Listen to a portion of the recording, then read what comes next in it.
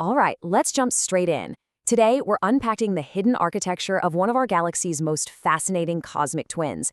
And honestly, we're unraveling a massive mystery about galactic dynamics and invisible forces along the way. So picture this. You've got a supermassive galactic center, right? How does a beast like that actually feed itself? When you've got these immense, almost incomprehensible pressures constantly pushing outward. To figure that out, we really have to look closely at the intricate structure of the galaxy itself, pulling it apart piece by piece. Say hello to Caldwell 30, or NGC 7331 if you prefer the catalog name. Hanging out over in the Pegasus constellation, this absolutely massive spiral galaxy is basically a cosmic mirror to our very own Milky Way. When we observe Caldwell 30, we're seeing a similar mass, a similar spiral structure, and a similar central bulge.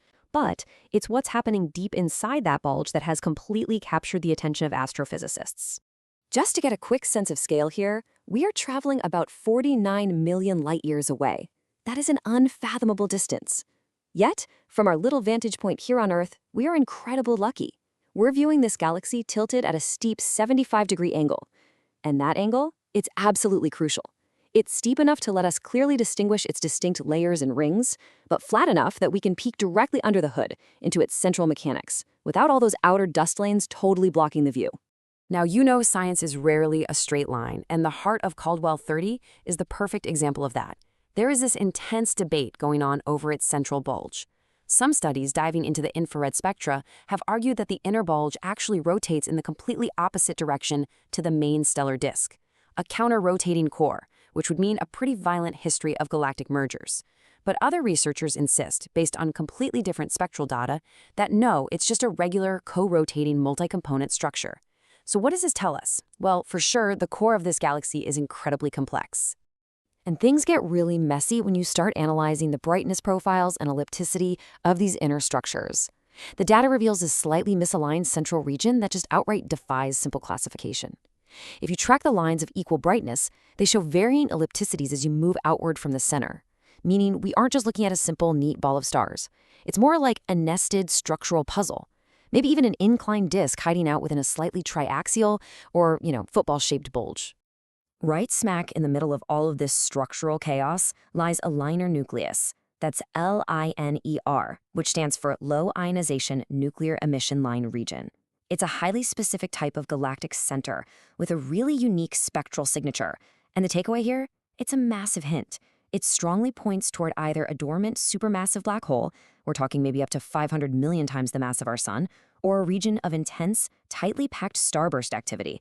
And wrapping right around this enigmatic nucleus is a super intricate ring of molecular gas.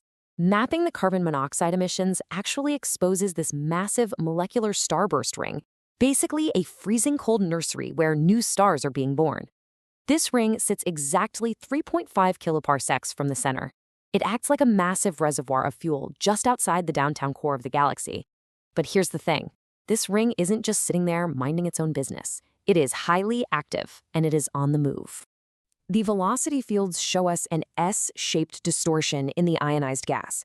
And trust me, that's not just random turbulence. It is a massive footprint of movement. When you map those velocity fields alongside the gas emissions, you find the gas is literally being ripped from the ring and dragged directly inward at a blistering 40 kilometers per second. Which brings us to a frankly wild number, 1.6 solar masses. Every single year, more than 1.5 entire suns worth of gas are just being dragged right into the core. This massive inflow is actively feeding whatever is lurking at the very center, giving it the raw material for either crazy star formation or, fueling that supermassive black hole. But here is where the physics problem gets really, really fascinating.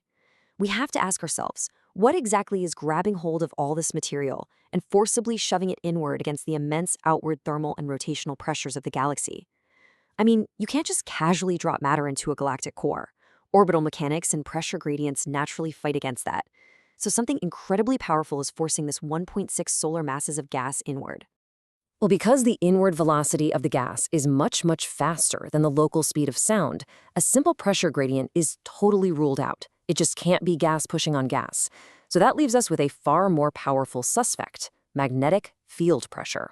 More specifically, magnetic pressure operating at the Alfvén velocity, which is essentially a magnetic wave acting like a massive cosmic conveyor belt. The data requires a magnetic field of about 10 to the power of -5 Gauss.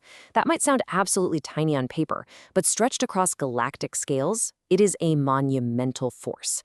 But how do you even generate and maintain a magnetic field strong enough to move stellar masses of gas? To wrap our heads around this magnetic push, we gotta remember one key thing. Space isn't just an empty vacuum. It is packed with plasma. Plasma is that fourth state of matter, an ionized gas where electrons are stripped right off their atoms, creating this highly conductive fluid that literally permeates the entire cosmic environment. And because it's so conductive, plasma interacts intimately with electromagnetic forces. You literally cannot understand cosmic magnetic fields without understanding the conductive plasma they're swimming in. And this brings up a super interesting alternative lens from the source material. As researcher Donald E. Scott points out, magnetic fields in space don't just magically appear out of thin air. According to this electrical model, they are the direct physical result of electric currents flowing through that exact conductive plasma we just talked about. See, traditional astrophysics often chalks up magnetic field generation to a dynamo effect, basically the turbulent mixing of conductive fluids. But the alternative perspective here suggests a much more direct mechanism. Think about it. You can mix a conductive fluid, like salt water, all day long, and you're never going to produce a magnetic field. To get the massive, highly structured magnetic fields capable of driving 1.6 solar masses of gas into a galactic core, this perspective argues we have to look at actual continuous electric currents flowing through the cosmic plasma. Think about your basic electrical circuit. A current flows through a wire and boom, it induces a magnetic field. Well, according to the electrical models, the exact same fundamental Maxwell equations apply in deep space. If you look at our sun as an example, those cosmic filaments of plasma act just like wires, carrying currents that generate the massive magnetic loops we detect all the time.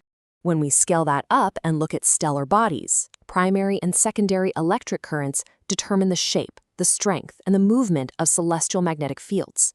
An incoming main current can induce secondary currents, and that creates these complex, reversing magnetic loops, all without breaking a single law of physics.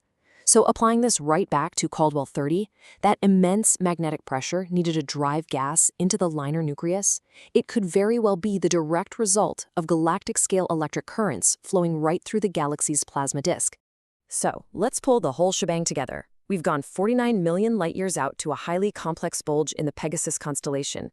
Inside, we found this active molecular starburst ring fueling a liner nucleus, with a massive inflow of 1.6 solar masses of gas every single year. We realized that traditional gas pressure can't even begin to explain this, which points us directly to powerful magnetic pressures. And finally, we explored how those very magnetic fields might ultimately be shaped and driven by immense, invisible cosmic electric currents flowing through the galactic plasma. I want to leave you with something to really chew on. If the powerful inflows feeding the heart of Caldwell 30 are indeed driven by magnetic fields born from massive electric currents, how much of the rest of the universe's mechanics are driven by these invisible electrical threads we are only just beginning to map? As we keep looking up at our starry and potentially highly electric cosmic neighbors, the mystery just keeps deepening. Keep questioning the mechanics of the cosmos, and I'll catch you in the next explainer.